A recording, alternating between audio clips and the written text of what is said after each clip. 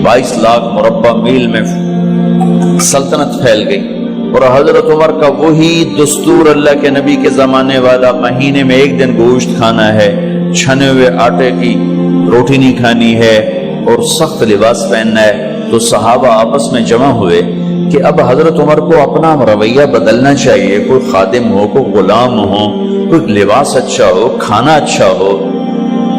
आपस में बात, अच्छा भी कौन बात करे? हज़रत अली ने फरमाया कोई नहीं मानेंगे। कहा नहीं हम बात करते हैं। अच्छा कौन बात करे? तो सारे डर के कहने लगे हम तो नहीं करते। अच्छा भाई कौन बात करे? चलो हजरत आयशा से कहते हैं, हजरत हफ्सा से कहते हैं वो बात करें, चूंकि वो अल्लाह के नबी की बेगमात हैं तो उनका जरूर वो ख्याल भी करेंगे, प्रोटोकॉल भी देंगे। तो एक बेटी है हजरत हफ्सा, ये दोनों उम्महातुल मोमिनीन तशरीफ लाई। आप उठ के बैठ गए। हजरत आयशा ने बात शुरू की, अमीरुल मोमिनीन आपसे एक बात करनी है। कहो।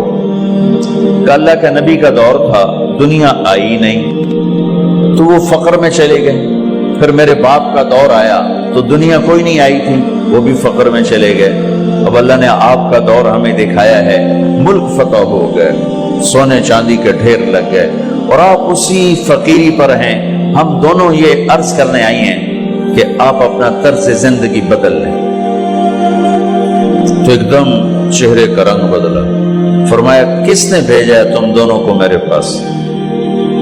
तो आयशा ने कहा पहले आप हाँ ना करें फिर हम बताएंगे किसने भेजा है। फरमाया अगर मुझे उनके तुम नाम बताओ ना तो मैं मार मार उनके चेहरे लाल कर दूं जिन्होंने तुम्हें मेरे पास भेजा है। फिर उनके आंसू भर आए। फिर फरमाया मेरी बेटी हफ्जा, मैं आयशा से नहीं तुझसे बात कर, तू बता, तू घर वाली है। जिंदगी में अल्लाह के नबी ने 2 टाइम खाना खाया?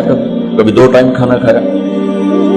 अल्लाहुम्मा नाम का जी नहीं खाया, नहीं खाया। तुम्हें पता है ना, सुबह खाते थे शाम नहीं खाते कजिया, शाम खाते थे सुबह नहीं खाते थे, ठीक है ना कजी? अच्छा तुम्हें पता है ना मेरे नबी के पास एक ही पहनने का जोड़ा होता था।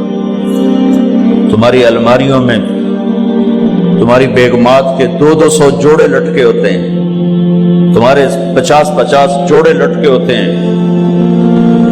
हफ्सा तेरे घर में नबी के 2 जोड़े थे या एक था? एक था। का उसी को खुद धोते थे, नौकर नहीं धोता था, बेगम ने खुद धोते थे, सुखाते थे, पहन के बाहर आते थे। कई दफा ऐसा हुआ कि नहीं हुआ कि नमाज का टाइम आया और बिलाल ने आके आवाज लगाई या रसूल अल्लाह नमाज का वक्त हो चुका है। और आप फरमाते थे बिलाल अभी मेरे कपड़े खुश्क नहीं हुए, हुणे सुकने पाए, हुणे सुकने पाए। अली गिल्ले में आ जाना, नमाज लेट हो जाती थी, कपड़े खुश्क नहीं होते थे। और तुम्हें वो दिन तो याद होगा कि एक दफा जोड़ा भी नहीं था, एक चादर ही थी, उसी को गले में और बदन पे लपेट के नमाज पढ़ाई थी। और तुम्हें वो भी याद होगा कि एक दफा चादर भी नहीं थी तो एक अंसारी औरत से कपड़े उधार मांग के जाके नमाज पढ़ाई थी। तुझे याद है हफ्सा मेरे नबी ने कभी टेक लगा के खाना खाया? तो याद है कभी टेक लगा के खाना खाया? हमेशा ऐसे झुक के खाना खाया कि मैं गुलाम हूं, गुलामों की तरह खाऊंगा।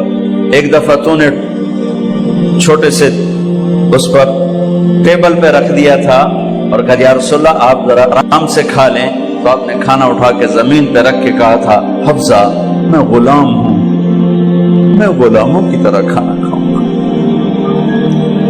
तुझे वो भी याद होगा तेरे घर में मेरे नबी का बिस्तर क्या था बता?